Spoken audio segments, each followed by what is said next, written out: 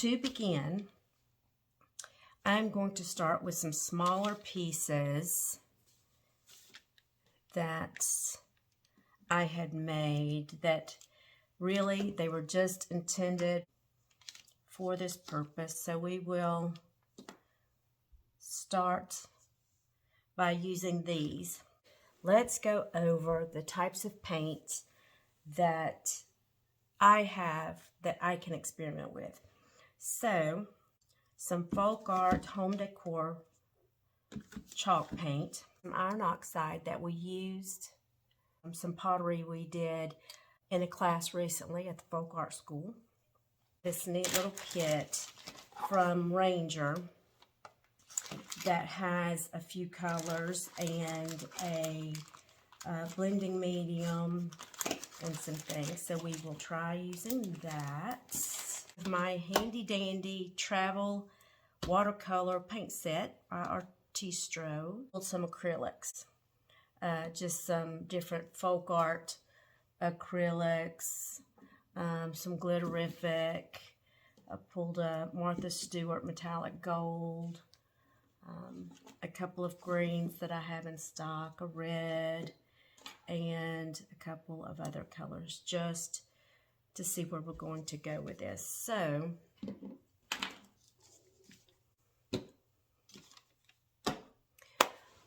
let's get started and let's just play around and have some fun and see what happens.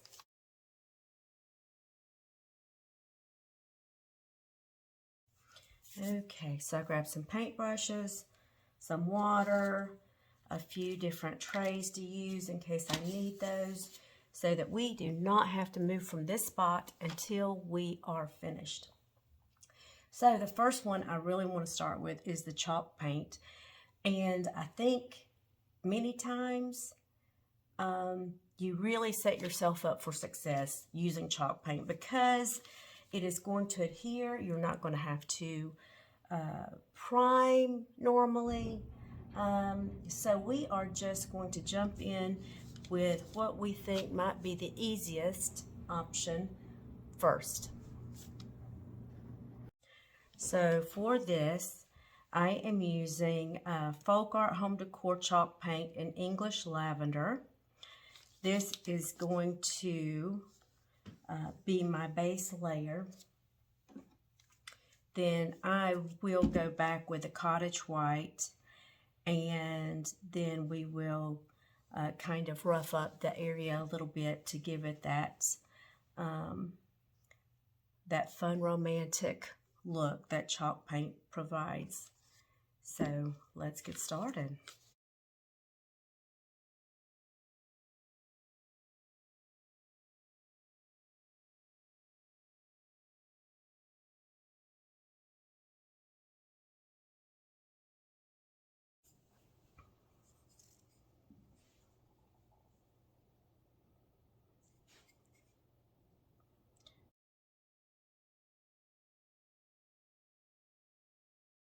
And so I picked these two for the alcohol inks.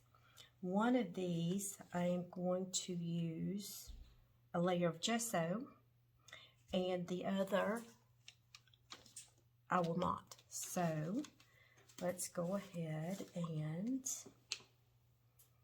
get a coat of gesso put on. So which one do I want to put the gesso on? I'm going to put the gesso on the heart. I just need to remember that. I should probably make a note.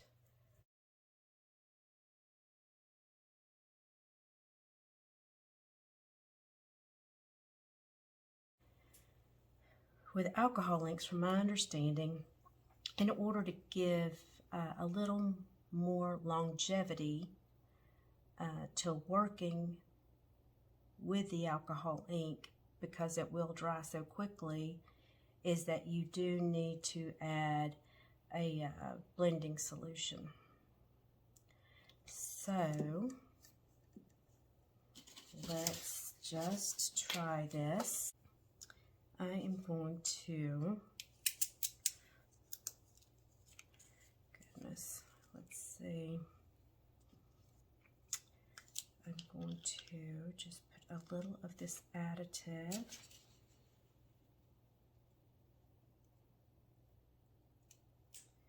right here, a couple of drops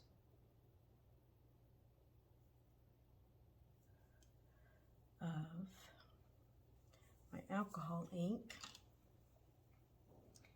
Now let's just add them on to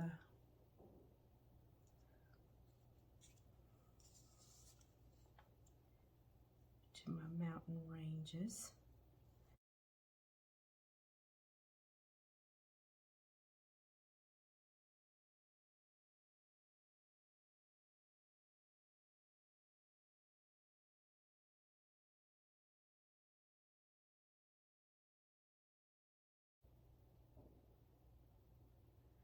Yes, this clay just absorbs this so quickly. But it is a very bright color. Which is interesting, how vibrant that color is. Think about this. Maybe we'll just kind of build out a little bit of a sunset, just to play with this. So I've added a little of that additive once again onto this. Let's just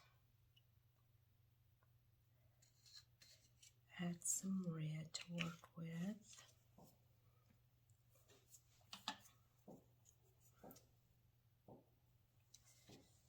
And we are going to maybe somewhat build out a sunset. I've got a loose hair on my paintbrush, but hopefully it'll be okay for this project.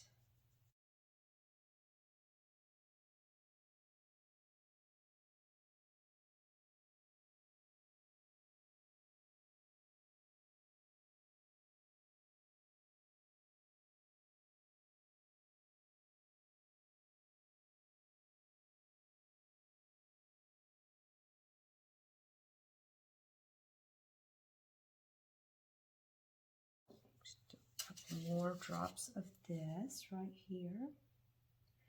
There's one thing that is really nice is it dries.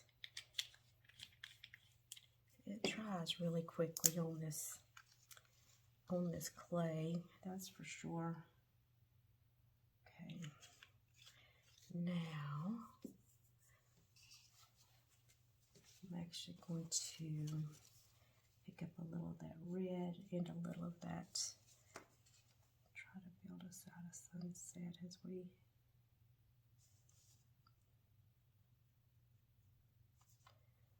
and then let's just change it to more yellow.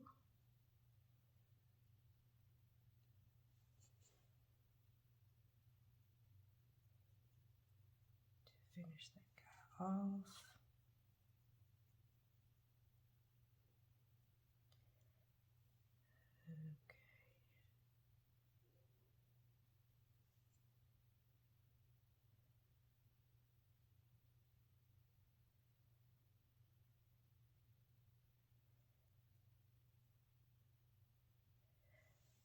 So kind of making a sunset.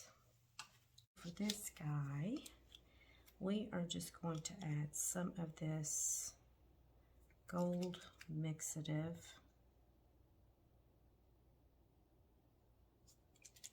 by Ranger. See, I'm going to just squirt a little bit out here to see what it looks like before I do anything.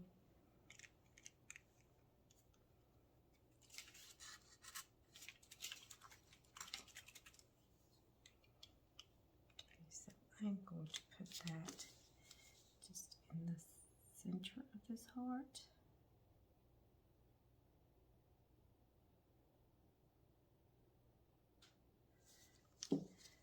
I even know how much I need, but let's just go for it. What do you say?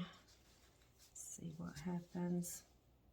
Now this is the piece that we applied the gesso. We use the gesso on this piece.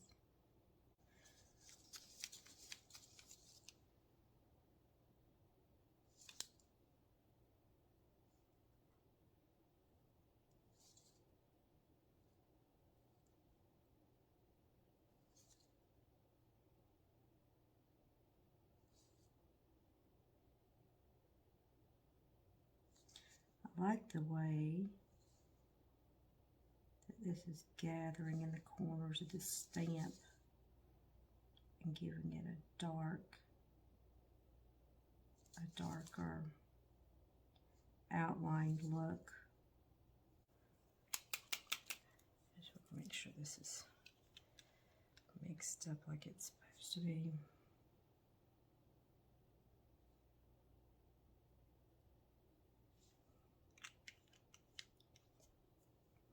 So let's just, move this around, which I probably could have done before without using the paintbrush. Got a little bubble in there. Do something I can pop a bubble with. Let's see if we can pop that little bubble.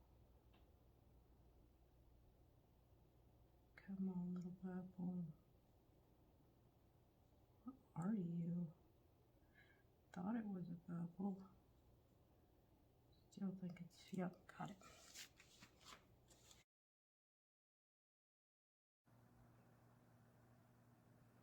Okay.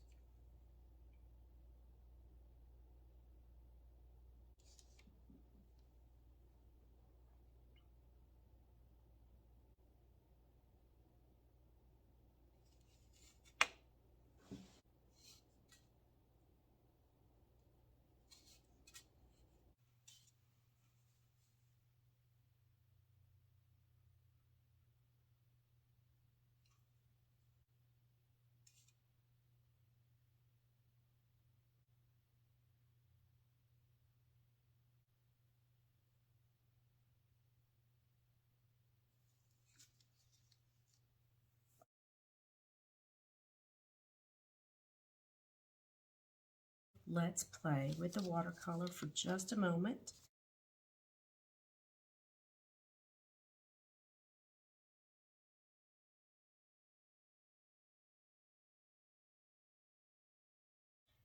Now, one thing I anticipate is that this is also going to dry quickly, and that if you had it wet enough, it's going to run in these little grooves a little bit. So, which is exactly what's happening. It's going to be a more muted result than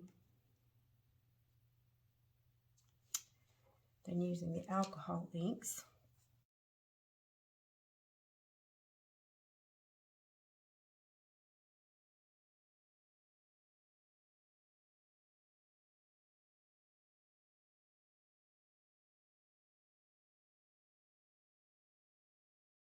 So let's just get in here and see if we can add a little dark nose. What color do we have that's dark? We have coffee brown. Let's just do coffee brown. Which one is coffee brown? 1, 2, 3, 4. 1, 2, 3, 4, 5. That guy is coffee brown. So let's use that for his little nose. I'm just going to put a dot right there just to see what we're working with. Just give him a little pointy nose. Give him a little eye.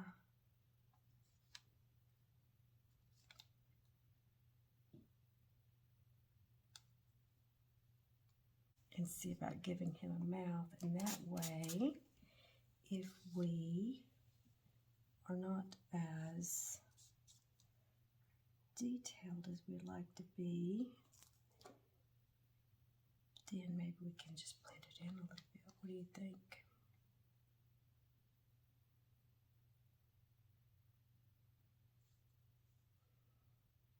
Okay. Give them a little more color. So let's try. Oh goodness, working with this little thing is kind of stressful. Let's just see if we can do the same thing with this little pause. Maybe.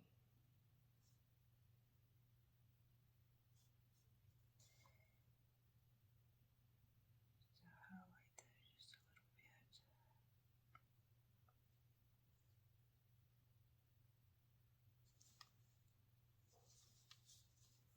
Okay. So there's our little hedgehog. Can you see him? He's kind of cute.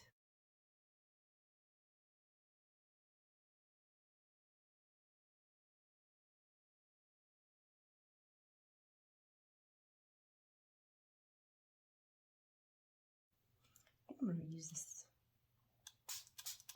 amber. And I'm going to do the background first for this guy.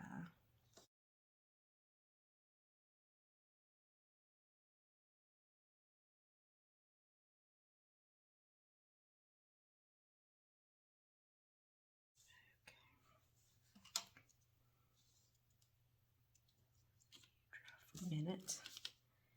Let's finish off this green. There's one thing about it, it dries really, really fast, so that's nice.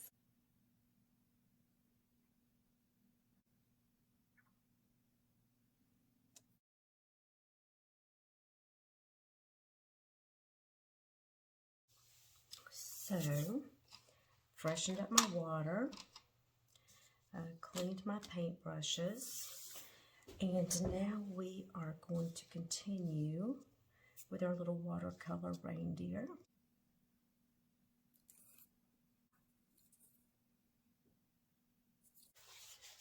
Let's just see if we can lighten him up a little bit.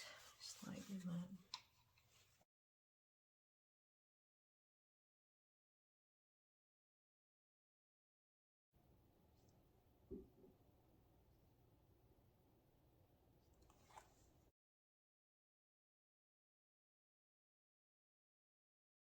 We're going to do the acrylics. I've got this piece that has the gesso added, and I have this piece that is just the raw clay. Let me just put this to the side for the moment till we're ready to work on that again. And let's start with the mustache. The one thing that's different about the mustache that I am going to do, because I want to try using it, is the this iron oxide.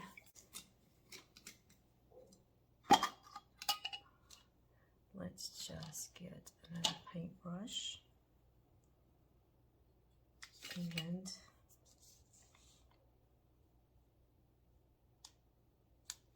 we're just going to paint that iron oxide on there.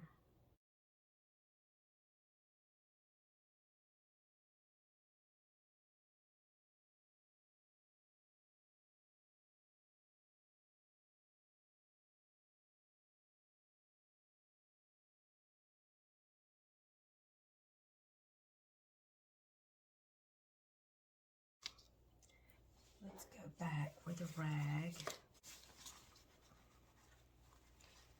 Let's just wipe that off a little bit.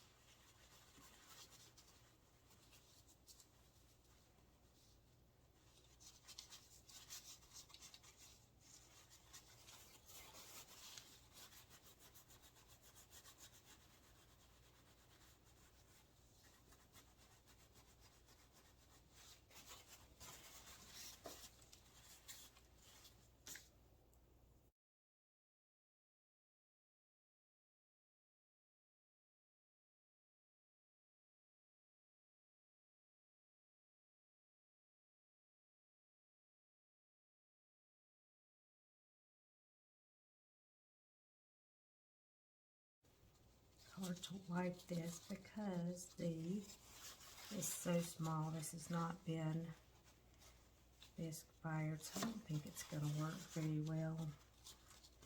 Oh well, it was worth just kind of checking out and seeing what we thought. We do not really care for it. Oh goodness. Okay. So let's just put this guy away for the moment. Okay. Bye-bye.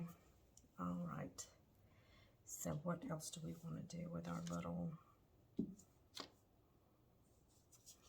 since we have that iron oxide on there, I think I'm going to add just some of this gold paint to see what that looks like over the top. And let's just go over that.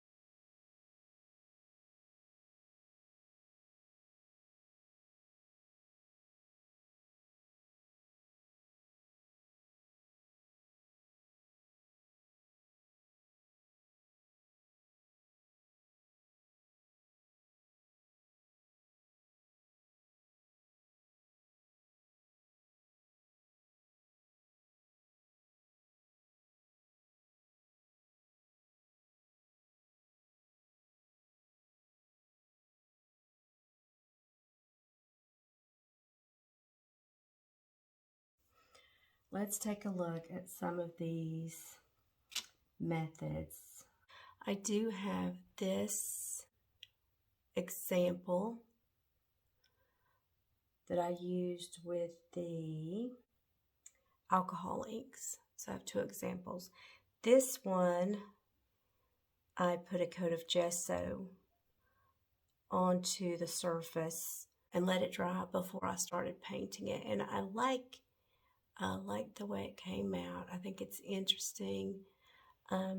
Not necessarily that I think it's the prettiest piece, but I do like the way that the paint adhered over that gesso, over that coat of gesso, onto this air dry clay. So that's number one. So you can kind of see, you know, it gives all the beautiful shine that you get with alcohol inks. So there's that one. The other alcohol ink that I did not do a coat of gesso on. And while, again, it's not the most beautiful painting, so, you know, don't be too judgy about it, but I like the coverage. You could still see some of the cracks and things where I think maybe if there were mistakes with the one that we did the gesso, that, you know, all of that personality that comes out with those alcohol inks kind of hides, maybe helps hide some flaws of the air dry clay. This one, on the other hand, doesn't necessarily hide the flaws, but, you know, if I'd had more colors, we may have been able to, you know, just kind of enhance all of that and just make that part of the picture, which would have been great. Even though we did not put the gesso on these, I do like that they are very bold colors. we did watercolor. I did a couple of watercolors. I'll tell you, I really got frustrated with doing the watercolor. You know, you can't use a lot of water because you're working with an air dry clay. So one of the pieces I actually ended up just, you know, tossing. I was so frustrated trying to work with it. But this one, I thought, you know, I mean, it came out okay. You know, the beauty about watercolors is how translucent they can be. I think if I had made the paints more translucent, I would be happier with it. I also think that I would, with all of these, you know, it might have been nice to have had a larger surface to work with, but that's okay. It was just a little test, and it has served its purpose. Watercolors would not be my first choice with the air dry clay, but it does intrigue me to the point that I would like to create some more test pieces and continue to play with different types of watercolor to see if I could make it work a little better. So, but anyway, he's kind of a cute little guy. Acrylics. I worked with just basic acrylic paints, and acrylics are what I've heard that you should really use. So I think I need to also embrace practicing a few more pieces with the acrylics. This is like one of my favorite pieces that I did. I love the mustache. I really love the mustache. Again, you can see I used black, which is a pretty harsh color. And I don't know if you can really see all of these cracks, you know, that came through, which could add to the charm of this piece, which is fine. But if I was going to do anything else with it, yeah. So that's kind of what that one ended up looking like. And the chalk paint was my favorite, the way that the chalk paint came out. I like the way it covered because of the nature of chalk paint. I think it just, you know, accents, you know, any of the pieces that are not perfect anyway, and adds a nostalgic or a vintage feel to the clay pieces. So this is hands down my favorite method. So let's go through each of these and talk a little bit about what I might do different. So with the alcohol ink, these two, you know, I definitely like the gesso pieces better. So if I was going to do this again, more than likely I would gesso any of my clay pieces. I would like to have a wider range of colors. I only have 3 alcohol inks, so that is something that I would want to work with. And then, so those are the 2 biggest things with the piece with the gesso. If I was going to do the alcohol inks, I would definitely, I say that. It just depends on what look you're going for, but more than likely I would be going for this look, this alcohol ink look that comes. But I could see places where this would work also. Again, the watercolor was my least favorite. But if I were going to, what I would change, or that I will do next time if I'm experimenting, if I'm experimenting with similar watercolors like I used for this project, I would definitely take a paint tray and put that color in a paint tray and continue to dilute it to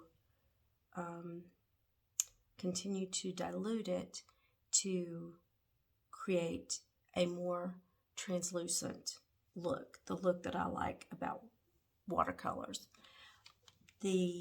What else would I do different? That is probably the biggest thing, or unless I purchased watercolors, the more liquid type watercolor that is easier to mix. You know, that might be something to use to experiment with a different type of watercolor. So that's what I will do different the next time.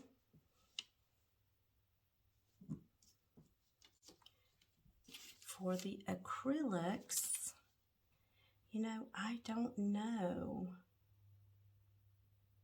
I like the acrylic fine. I like the coverage of the acrylic. It is not as forgiving as chalk paints. The best thing to do would be to, you know, if I had really done a great job, or maybe moistened up my clay a little bit more before working with it, I wouldn't have these cracks, probably. So that would be number one. Try to work with a better piece of clay. Number two, if I have a piece of clay that does end up with some cracks, I would probably put a coat of gesso before adding my acrylic paint. That would be what I would change for next time. And with this guy, let's bring him back over here. You know, there's nothing I would do different. I love the way that this one came out. This was my favorite. It hides, the chalk paint hides any flaws of the clay. The flaws that it doesn't hide, it just gives it character, which is really nice as we practice the other things. But for now, that is my favorite. So if you're a beginner working with air clay and wanting to create something that you feel like is going to come out really well, the FolkArt chalk paint would definitely be recommended.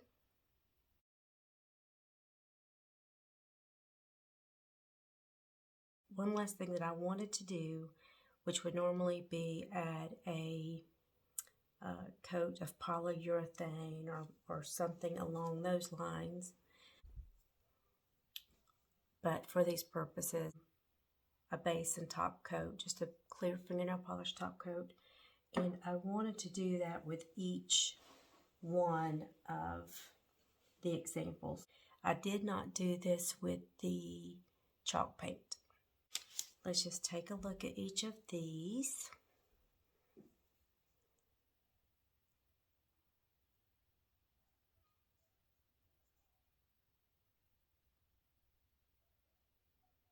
You don't really see the cracks anymore, not like you did before. Once that base coat is added. The alcohol inks, the Ranger alcohol inks, here, you know, it made a little bit of a difference.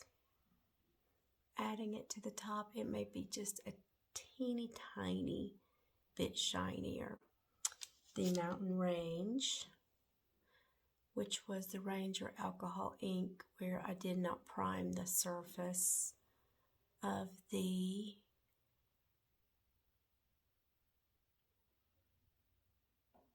clay.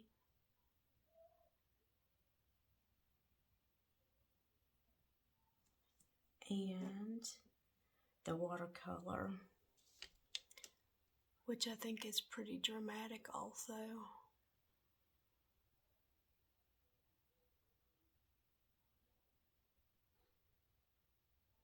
If you have tips and tricks, or you have a preferred method that you can share with me in the comments, I would love to hear about those and be able to try them for myself.